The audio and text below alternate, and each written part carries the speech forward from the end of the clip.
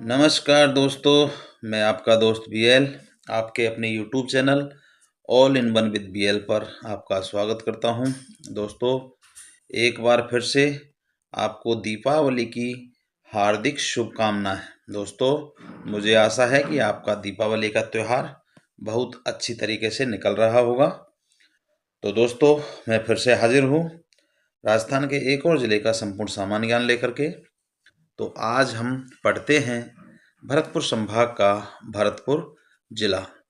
तो देख लेते हैं भरतपुर के बारे में कि भरतपुर राजस्थान में किस स्थान पर स्थित है। मैं राजस्थान का मैप आपकी स्क्रीन पर इसको थोड़ा जूम कर देता हूं ताकि आपको भरतपुर की पोजीशन क्लियर हो जाए। ये आपका पूर्व के अंदर आपका ये हो गया आपका भरतपुर जिला, जो मैंने आउटलाइन किया। ये भरतपुर जिला, भरतपुर जिला की सीमा एक दूसरे राज्य के साथ लगती है। इस स्थान पर कौन सा राज्य है इस साइड में? वो है आपका उत्तर प्रदेश।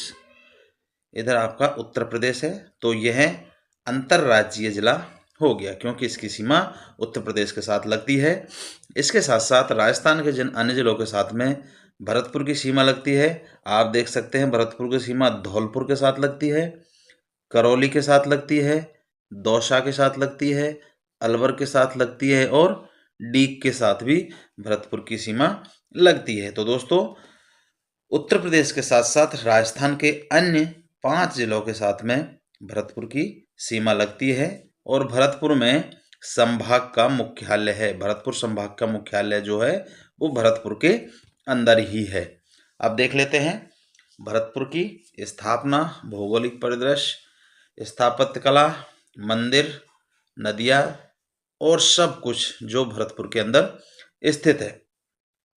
तो भरतपुर जो है भरतपुर संभाग का हिस्सा है और जो इसकी स्थापना है, तो स्थापना को लेकर के कुछ हम इतिहास की बात कर लेते हैं कि भरतपुर पहले इतिहास में जो है मत्स्य जनपद जो था, मत्स्य जनपद का हिस्सा हुआ करता था। आपको पता है पहले जनपदों में देश बटा हुआ था और भरतपुर का जो प्राचीन नाम था वो इसे मेवात प्रदेश भी कहते थे और सौरसेन क्षेत्र भी कहते थे।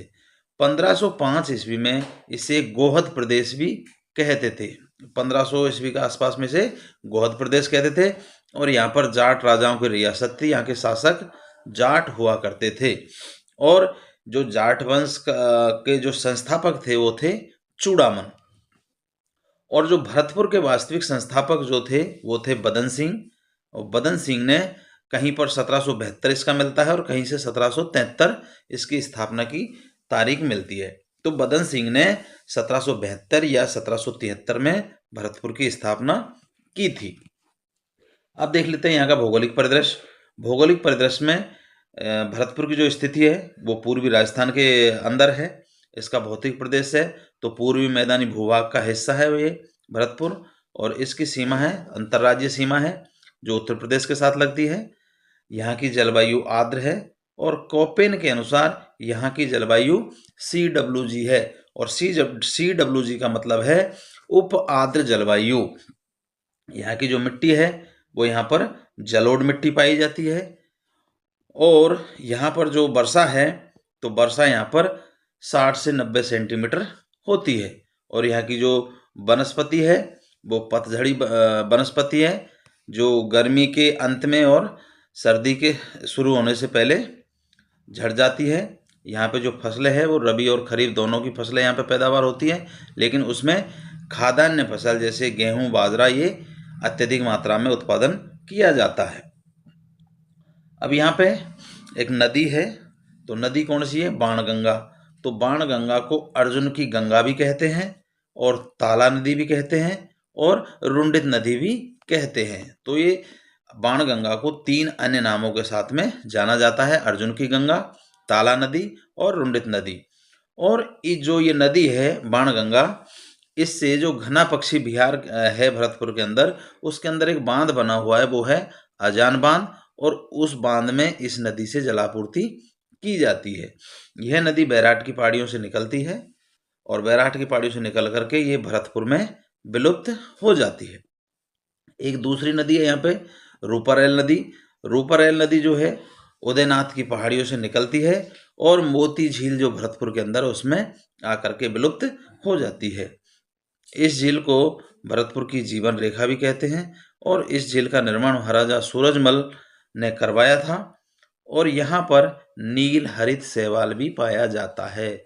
देखो क्वेश्चन इस प्रकार बन सकता है कि नील हरित शैवाल कहाँ पाया जाता है, तो ये पाया जाता है जो भरतपुर की झील है, और कौन सी झील है वो, मोती झील, इसमें पाया जाता है।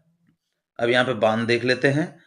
तो यहाँ पे अजान बांध है, अभी आपको बताया, जो केवला देव घना पक्षी विहार है इसके अंदर स्थित है, और इस बांध में जो जलापूर्ति की जाती है वो बाणगंगा से की जाती है।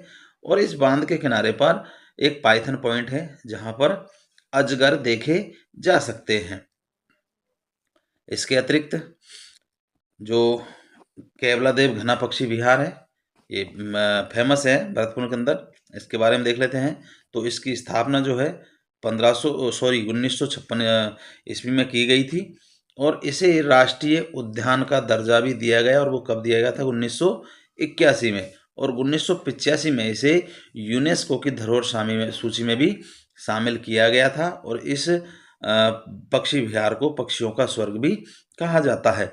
यहाँ पर 300 से अधिक पक्षियों की प्रजाति निवास करती हैं, और इसमें 200 से ज़्यादा जो प्रजाति है वो विदेशी प्रजाति, और विदेशी प्रजातियों में एक पक्षी है वो साइबेरियन सारस। ये देखो साइबेरियन सारस ये है, और ये नवंबर से फरवरी तक इस उद्यान में, इस अभयारण्य में आता है, और जो साइबेरिया क्षेत्र से आता है। इस घना पक्षी विहार को इसके ऊपर एक बर्ड पैराडाइज पुस्तक लिखी गई थी जो मार्टिन एवांस ने लिखी थी 1981 में। इस पुस्तक को रामसर सूची में भी शामिल किया गया है। अब देख लेते हैं यहाँ का सांस्कृतिक एवं स्थापत्य परिदृश्य। तो यहाँ पे है लोहागढ़ दुर्ग, बहुत इंपॉर्टेंट है, और यह दुर्ग अजय दुर्ग माना जाता है। अजय दुर्गों में शामिल है क्योंकि इस पर कोई भी दूसरा शासक इस दुर्ग को जीत नहीं पाया था, और इसका निर्माण जो है 1733 ईस्वी में महाराजा सूरजमल द्वारा करवाया गया था, इस दुर्ग का निर्माण। और इस दुर्ग की जो जलापूर्ति है वो जो सुजान गंगा, ये मोती झील जो बनी हुई है उसमें से एक सुजान गंगा नहर निकाली है उससे होती है। एक बयाना दुर्ग है जो बयाना में स्थित है, जो भरतपुर में है, और इसका निर्माण राजा विजयपाल द्वारा करवाया गया था, जो दमदम की पहाड़ियों पर स्थित है। और इन पहाड़ियों पर एक भीमलट भी है जिसे राजस्थान का कुतुब मीनार भी कहते हैं। राजस्थान का कुतुब मीनार किसको कहते हैं, भीमलट को कहते हैं, जो बयाना दुर्ग के अंदर है। बयाना मुगल काल में नील मंडी हुआ करती थी, मुगल काल में इसको यहाँ पर नील मंडी थी, और यहाँ पर अकबर की छतरिया भी बनी हुई है। बयाना का जो युद्ध था वो 1527 ईस्वी में बयाना में लड़ा गया था, और यहाँ बयाना से मुगल काल के सिक्के भी प्राप्त हुए हैं। इसके अलावा भरतपुर महल या संग्रहालय, भरतपुर महल या संग्रहालय ये भी भरतपुर में स्थित है, और यह भरतपुर के शाही परिवारों का रहने का स्थान हुआ करता था। एक मृगया महल है यहाँ पर, तो मृगया महल जो है ये भी बयाना के अंदर स्थित है। अब यहाँ पे मंदिरों की बात देख लेते हैं कि कौन कौन से मंदिर है। तो राज राजेश्वरी माता मंदिर, ये लोहागढ़ जो दुर्ग हमने पढ़ा था इसके अंदर है, और ये भरतपुर के जो जाट राजवंश थे उनकी कुलदेवी हुआ करती थी। और इस मंदिर का जो दरवाजा है वो महाराजा जवाहर सिंह लाए थे। कहाँ से लाए थे, दिल्ली से लाए थे, जो लाल किले से निकाल करके दरवाजा लाए थे, और जो अष्ट धातु का बना हुआ था। एक यहाँ पे गंगा मंदिर है, यह 3 शैलियों में बना हुआ है, राजपूत शैली, मुगल शैली और द्रविड़ शैली, 3 शैलियों में गंगा मंदिर बना हुआ है। और ये राजस्थान का एकमात्र गंगा मंदिर है जो 84 खंभों का है और 2 मंजिला है, और इसका निर्माण जो है महाराजा बलवंत सिंह ने करवाया था। बिरजानंद जी जो थे उन्होंने इस मंदिर में गंगा की मूर्ति लगाई थी। एक यहाँ पर लक्ष्मण मंदिर है, ये भी भरतपुर के अंदर स्थित है, और ये राजस्थान का एकमात्र लक्ष्मण मंदिर है। राजस्थान का एकमात्र लक्ष्मण मंदिर कहाँ है, वो है भरतपुर के अंदर, और ये भरतपुर के जो राजवंश के कुल देवता भी माने जाते हैं। एक यहाँ पे ऊषा मंदिर है, ये बयाना के दुर्ग के अंदर है। और एक यहाँ पे देव बाबा, इन्हें ग्वालों का पालनहार कहते हैं। ग्वाले जो पशु चराने वाले लोग होते हैं उनका पालनहार देवता कहा जाता है। और ये नंगला झाज जो जगह है भरतपुर के अंदर, वहाँ पर ये मंदिर, ये देव बाबा का मंदिर स्थित है। अब देख लेते हैं यहाँ के प्रमुख मेले और महोत्सव। यहाँ पे कौन कौन से मेले लगते हैं, कौन कौन से उत्सव मनाए जाते हैं। तो एक यहाँ पे है गरुड़ मेला। यह मेला भरतपुर की जगह है कि बंसी पहाड़पुर, वहाँ पर लगता है। और एक ब्रज महोत्सव है। तो ये ब्रज महोत्सव होली के अवसर पर भरतपुर के अंदर मनाया जाता है। एक यहाँ पे हीरामन बाबा का मेला लगता है, जो नगला जहाज भरतपुर के अंदर जगह है, वहाँ पे लगता है। और यहाँ पर जसवंत पशु मेला भी लगता है, जो भरतपुर में लगता है। और अश्विन शुक्ल पंचमी से लेकर के 14वीं तक ये मेला चलता है, मतलब लगभग 9 दिन ये मेला चलता है। एक यहाँ पे बजरंग पशु मेला है, यह भी भरतपुर में लगता है। और एक यहाँ पे झील का वाड़ा मेला है। ये एक कैला देवी का मंदिर है भरतपुर के अंदर, जो झील का वाड़ा मंदिर कहा जाता है, वहाँ पर लगता है। इसमें डाउट नहीं करना है कि कैला देवी का मंदिर एक करौली के अंदर भी है, जो प्रसिद्ध कैला देवी मंदिर है। लेकिन भील का वाड़ा भरतपुर में भी कैला देवी का मंदिर है, यहाँ पर ये झील का वाड़ा मेला लगता है। अब नृत्य और कला देख लेते हैं यहाँ की। तो बम या बंगरसिया नृत्य ये भरतपुर में किया जाता है, और ये पुरुष प्रधान नृत्य है, और यहाँ का लोक नृत्य भी है। कौन सा? बम या बम रसिया। एक है ढपली ख्याल, ये भी भरतपुर की लोक कला है, ढपली ख्याल। एक है चारकुला नृत्य, तो यह राधा जी की याद में किया जाता है ये नृत्य। और बेसिकली ये नृत्य क्या है, उत्तर प्रदेश का है, लेकिन भरतपुर की सीमा उत्तर प्रदेश से लगी हुई है।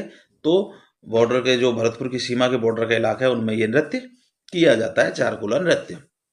यहाँ पे खानवा नाम की जगह है, जहाँ पर आपको पता है इतिहास में खानवा का युद्ध हुआ था महाराणा सांगा और बाबर के बीच में, जो 1527 ईस्वी में लड़ा गया था, और जिसमें बाबर विजयी हुआ था। अब देख लेते हैं यहाँ के प्रमुख व्यक्तित्व या अन्य क्या क्या और चीज़ है भरतपुर के अंदर। तो यहाँ पर थे जगन्नाथ पहाड़िया, और यह राज्य के प्रथम दलित मुख्यमंत्री थे। जो जगन्नाथ पहाड़िया हैं वो दलित मुख्यमंत्री थे, जो राजस्थान के प्रथम थे। और इन्होंने अपने मुख्यमंत्री कार्यकाल में राजस्थान के अंदर शराबबंदी भी की थी। एक थे नटवर सिंह, जो भरतपुर से संबंध रखने वाले थे। इनका भी नाम प्रसिद्ध है। जितेंद्र सिंह गुर्जर थे। इन्होंने भरतपुर में क्या है, सैनिक म्यूजियम बनाया है, जो भारत के सैनिक जो युद्ध में शहीद होते हैं उनका एक म्यूजियम उनकी याद में एक बनाया हुआ है। एक है संत लालदास जी, जो संत लालदास जी जो संप्रदाय है, इसकी क्या है, प्रधान पीठ कहाँ है, नंगला जहाजपुर जो जगह है भरतपुर के अंदर, वहाँ पर स्थित है। और यहाँ पर भरतपुर में पनोरमा भी बने हुए हैं। तो किस किस का पनोरमा है? तो राणा सांगा का पनोरमा यहाँ बना हुआ है, जो खानवा, जहाँ पर खानवा का युद्ध हुआ था वहाँ बना हुआ है। और एक सूरजमल जी का पनोरमा भी भरतपुर के अंदर बना हुआ है। कोरोना दिवंगत पार्क भी भरतपुर में बना हुआ है, जो कोरोना काल में जो लोग कोरोना की चपेट में आकर के अपनी जान गंवा गए थे, उनका पार्क भी यहाँ भरतपुर में बना हुआ है। एक राष्ट्रीय सरसों या राई या रेपसीड जो अनुसंधान केंद्र है, वो सेवर नाम की जगह भरतपुर में, वहाँ पे स्थित है। और जो इसकी स्थापना है वो 20 अक्टूबर 1993 में की गई थी। एक ऑपरेशन एंटीवायरस भी है, जो साइबर ठगी करते हैं लोग, उनको रोकने के लिए ऑपरेशन भरतपुर के अंदर चलाया गया था। और भरतपुर की जो नगर निगम है, वो राज्य की प्रथम नगर निगम है जिसने बॉन्ड जारी किए थे। बॉन्ड जारी किसने, नगर निगम ने किए थे? तो वो भरतपुर की नगर निगम ने किए थे। एक यहाँ पे गोकुल वर्मा जी को शेर भरतपुर कहते हैं। इन्हें क्या कहते हैं? शेर भरतपुर। एक यहाँ पे नोह सभ्यता है, जो लोह युगीन कालीन सभ्यता है। और जो वर्तमान के हमारे मुख्यमंत्री है श्री भजनलाल शर्मा जी, ये भी भरतपुर से संबंध रखते हैं। तो दोस्तों, ये था भरतपुर का सामान्य ज्ञान। आपसे रिक्वेस्ट है कि कृपया चैनल को सब्सक्राइब करें, लाइक करें, कमेंट करें और अपने दोस्तों के साथ शेयर ज़रूर करें। तो दोस्तों, एक बार पुनः आपको दीपावली की हार्दिक शुभकामना है। अब मुझे दीजिए आज्ञा, और मिलते हैं एक राजस्थान के दूसरे किसी एक जिले का संपूर्ण सामान्य ज्ञान लेकर के। तब तक के लिए नमस्कार, धन्यवाद।